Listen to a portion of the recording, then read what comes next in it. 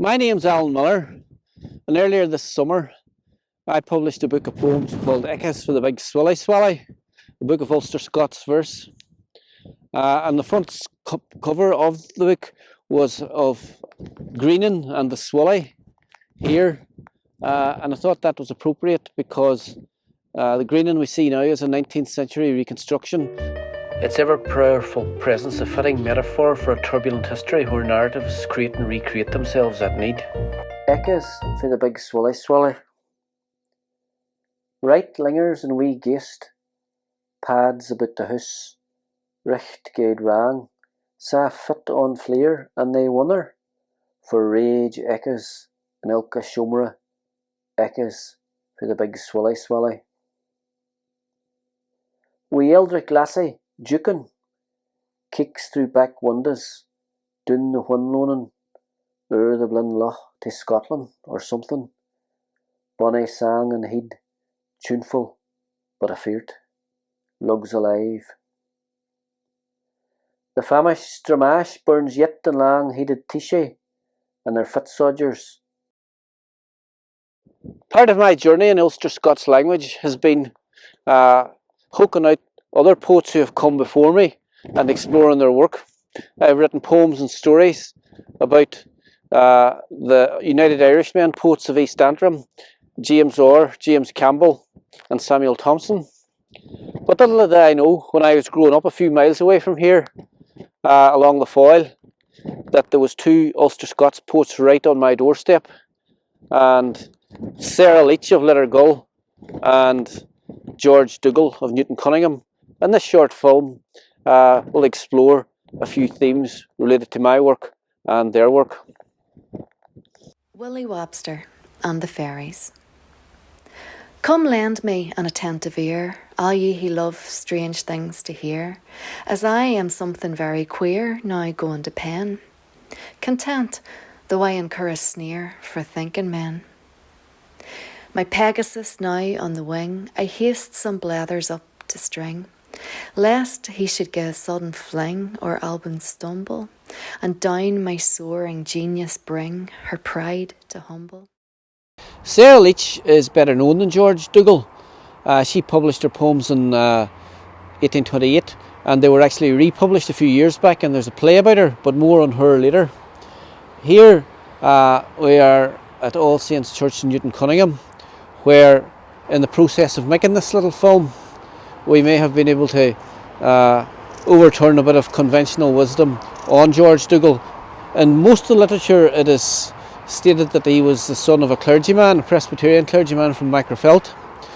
But when I asked a local family researcher, Louise Hamilton, to find a site associated with Dugall that I could come and stand at for the film, and Louise went off and came back with some researches, and I did some researches, and it became clear that there was two George Dugalls, that one died in 1855, there was a death notice for him, the Presbyterian minister's son, and the other, schoolmaster and poet, died in 1851.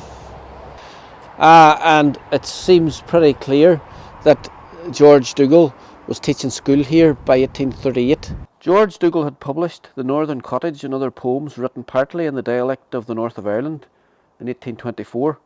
By partly in the dialect of the north of Ireland, he meant Ulster-Scots, or as he calls it, braid Scotch.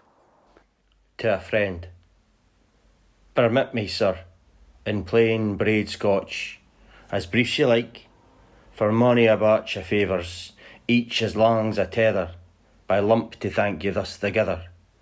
My grateful soul in quick rotation, through a hale orb of obligation revolves, while gurning envy grieves that sick old-fashioned virtue lives.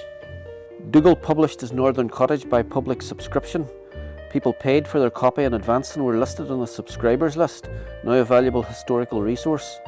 Townland names on the list roll easily from our tongues today: Springfield, Tubber, Lustigal, Galdina, Kildrum, Munglass, Imlick, Munrea.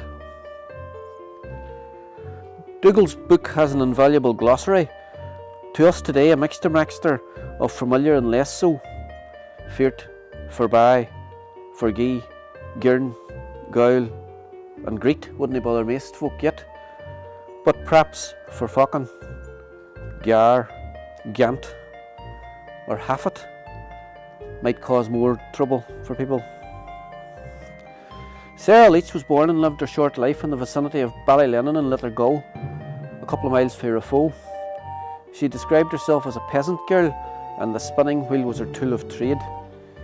She came to the knowledge of a chap called Ramsay when he saw one of her poems circulating, Elegy on a Loquacious Old Woman, and she suffered from many health issues and was fearful that she would lose her sight. She was just 21 when she died in 1830. When March snell, when its rage had blown, and cornfields were newly sown, Daft Willie donnered o'er the lawn one evening dreary to seek his flock when night had fallen, nor was he eerie. No moon shed forth her silver ray to point Daft Willie out his way, when some mischance led him astray. The rocks between, where fairies oft at parting day were dancing seen. But Will shall ne'er forget that night, for just as he got up the height, a scene of horror met his sight. Banshees and witches, dancing Scotch reels at hellish light, o'er rocks and ditches. The Donegal that George Dugall and Sarah Leech lived in was very, very different from the one today. That Donegal was part of the United Kingdom of Great Britain and Ireland. This was a time when Protestants in Ireland were moving away from the types of politics and sentiment expressed by the United Irishmen, and the work of Leech and Dugall reflect this. Dugall wrote two poems about the visit of George IV to Dublin in 1821, and Leech wrote a poem about the death of the Duke of York. The head of state that I address in my poem is Irish State President Michael D. Higgins. Say, address to Irish State President His Excellency Michael D. Higgins. 'Tis an honour to address you, Michael, equal to equal. Only 193 Hegians like yoursel among our Earth's 8 billion. I cannae help but notice your guid post-colonial sel is hodding far't wi' a hard word agin us, the wabblins ye dinna ken it, sick chattels ye are gey heed we are. I mun tell ye that I cannae puff history awa, but you'll no dispute we hae the same richts of residence as yoursel. My forefathers teamed o'er, 'tis true. On this very spot, in August 1828, the Walker Memorial for Governor George Walker, the hero of the siege of Londonderry, was unveiled. Now you may notice that it's not there anymore because it was blown up by the IRA in 1973.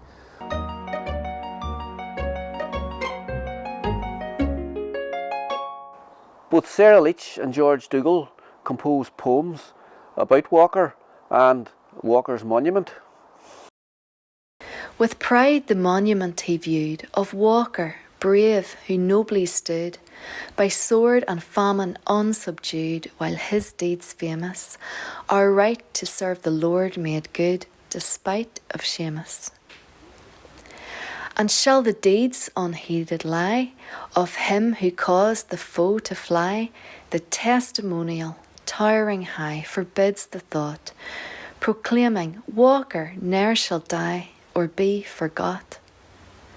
Long may his noble statue stand, and should the enemy demand submission, let his great command guide each defender, and still the watchword through the land be, no surrender.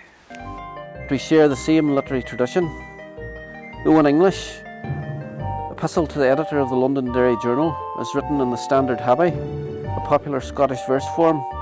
I use this stanza for my own, where as Campbell, travelling back in time for a chat with East Antrim weaver poet and Presbyterian revolutionary James Campbell of Ballynure. Fae where as Campbell, I endless weave the flattened trail, not snap at warp with chipped nail, feed skirling wains and watered keel, a wayful dish, I fike for meat and bitter rail and fervent wish. For next my loom my ink pot stands, my shuttle thrown wi' blotted hands, as first and fierce my blow it lands, in thinking hurley, afore I damn corruption's bands in written fury. I curse all lords and pray they writhe, wi' prelates bloated for the tithe, in penitent agony still alive, a flame in hell, wi' mealmongers lapping lithe o'er flowery dale. Dugall too uses the standard happy verse with effect in To Mr. N.B. Londonderry, enclosing a poem in September 1816. His commentary covers a lot of ground, from Robert Burns to the French Revolution. Peace to thy shade, far honoured name, sweet bard of Coila's classic stream. Alas, alas, the narrow hame too soon was thine. Yet still thou livest in deathless fame, a life divine. Had France, when her state renewed, through hypocrites and tyrants' blood, to rights of man and rights of God, laid equal claim, her revolution might have stood, the boast of fame. In one of the verses in the Walker poem, Sarah uses the Irish form of James Seamus to get a rhyme with famous. This is a literary device I have used myself. I felt so strongly opposed to Brexit, I wrote a poem, EU Patriotic Rhyme in Ulster-Scots. Fae EU Patriotic Rhyme in Ulster-Scots. Euro nations howl together, as Tories scowl and scob ilk other. Sick a screed a waeful haverin, heeds a Berlin, deaved fae a the Wanish clavern, endless girlin. Fae Bukes and Strebska Plesso come to Strasbourg, and fae Balaton. Up we are for something new, Rome in 57 aboo. I hope you enjoyed this briefest of peeps into a lesser known part of Donegal literary heritage, creating a shared space for my predecessors and myself in the contemporary world.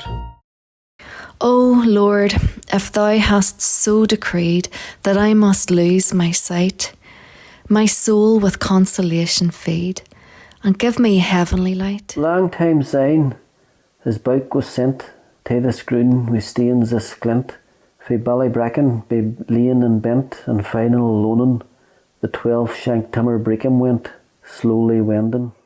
He cuts forby his quick retention, 10 capers o' his ain invention. In divilry he's grown sae pat, he'll chase the bens and ride the cat. Say while ye live, in every weather, I wish your happy days together.